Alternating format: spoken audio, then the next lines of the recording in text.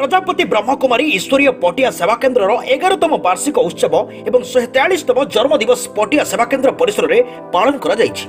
ଏହି ଅବସରରେ traffic SP ସ୍ୱସ୍ତିକ ପଣ୍ଡା ଏବଂ ସମ୍ମାନିତ ଅତିଥି ପଲ୍ୟୁସନ ବୋର୍ଡର ଇଞ୍ଜିନିୟର ରବି ନାରାୟଣ ପୁଷ୍ଟି, ପଟିଆ ସେବା କେନ୍ଦ୍ରର ସଞ୍ଚାଳିକା ରାଜଯୋଗିନୀ ବ୍ରହ୍ମକୁମାରୀ ଗୋଲାପ ବହୁଣୀଙ୍କ ଦ୍ୱାରା ସଡ଼କ ସୁରକ୍ଷା ଓ ସାମାଜିକ ଦାୟିତ୍ୱ ସଚେତନତା କାର୍ଯ୍ୟକ୍ରମକୁ ଶୁଭାରମ୍ଭ କରାଯାଇଥିଲା।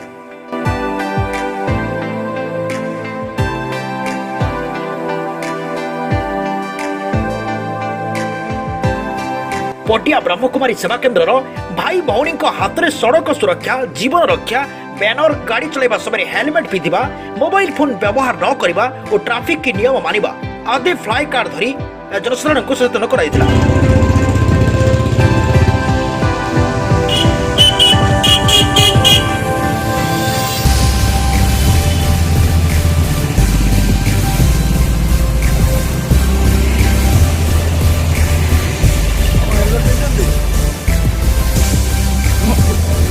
पटिया सेवा केन्द्र 11तम वार्षिक उत्सव में सम्मानित अतिथि उत्तर भुवनेश्वर विधायक श्रीजुक्त सुशांत कुमार राउत, जयदेव विधायक अरविंद ढाड़ी, बीजेडी कार्यकारी सभापति श्रीजुक्त सुभाष पात्र, समाजसेवी मिहिर कुमार राउत, ओपीटीसीएल मैनेजर श्रीजुक्त चंद्रशेखर प्रधान प्रमुख जोग देथिले।